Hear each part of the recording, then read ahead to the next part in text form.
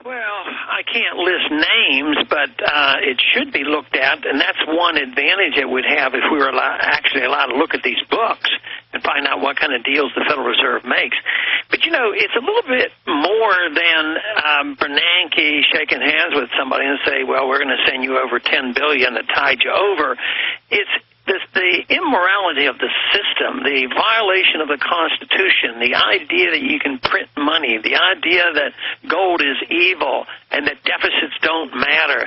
It's this philosophic argument that is so crucial, and we've suffered from it. Both left and right have argued the case. You know, you have big government conservatives and big government liberals. It's not like, you know, the conservative Republicans are for small government. You know that. They're sure. not. But this is what we have to address, the immorality of the system.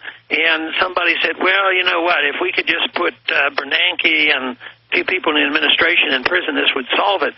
But really, the Congress is complicit in all this. I mean, things... Well, I agree. I mean, they asked the Fed to control interest rates and all those points you've made, but... You know, the issue here is if we arrest these people for their crimes, that illustrates and breaks their back right there to put in a constitutional system. So I'm just saying skip all the middle phases and go right to arresting the crooks. I mean, you have this special interest group of bankers who are above the law and can steal trillions of dollars, $23.7 trillion, and none of us dare...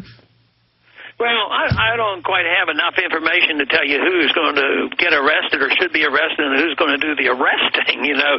But your audit goes a long way towards beginning that process. That is the purpose, is to find out the information, because I've argued that, see, I don't talk about control of monetary policy. I don't talk about a new monetary system. I'm talking about transparency and opening up the books and then going from there. People are upset and angry, and I know. And if these books get open about the time we have prices going up, that will be the inflation tax. People, you know, they're getting hit, but not as bad as if you have a CPI going up for 10, 15, 20%. That's when the people are really going to be upset, because they've lost a lot already. People lost a lot in the value of their homes and their stocks. But what happens if they lose the value of the purchasing power of their weekly paycheck or Social Security beneficiaries? And that is going to be a big event. And that is something, no matter what the government does, they can't take care of it, because the more they go into deficit financing, once the psychology shifts, it's amazing that we doubled the money supply and you didn't have a tremendous shift in psychology. Gold holds its own and it does go up, but there will be a point when the psychology shifts and they say, well, we need to help the elderly and the unemployed, so we're going to double their paycheck, their check, because they can't live on what they're getting.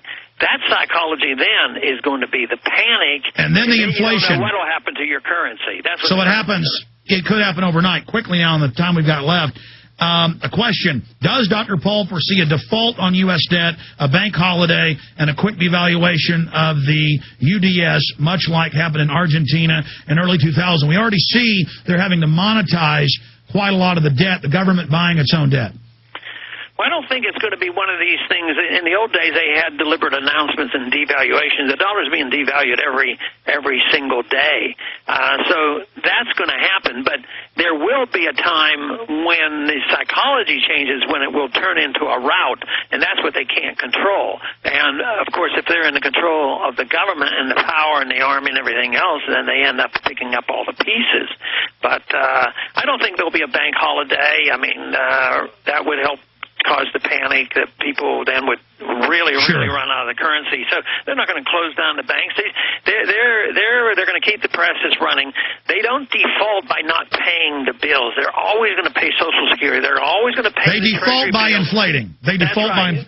If they can inflate 50%, they've just defaulted on half of the debt, and that's okay, Congressman, liquidate that.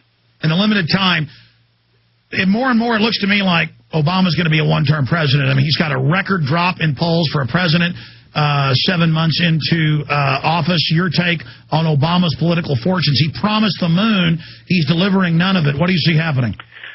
I don't think he'll be reelected, but I think it's way too early to know that for sure. but his circumstances are much more difficult. And I often thought about this early on, whether he would be like Roosevelt and never get blamed for anything. Roosevelt got more popular and kept getting reelected in spite of the fact that he really prolonged the Depression. Yeah, I don't think he's following the Roosevelt pattern, do you? Yeah, no, I think you're right on that. I think Obama is going to receive some of the blame, and rightfully so. Not that he created the monster. You know, the monster was there already. But he certainly works for the same people. Congressman, next. 2012, it's a lot closer than it was. We're talking 2 years away from the campaign starting up. Ron Paul going to be running for president 2012? Which country?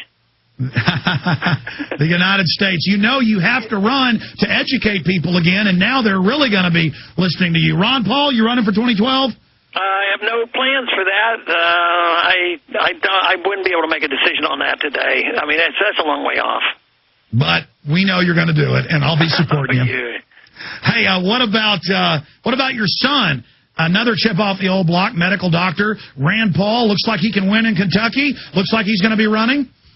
It sure does. He's making some announcements today and tomorrow, so I think it's going to be explicit. His one contention was he didn't want to take on an incumbent, Bunning.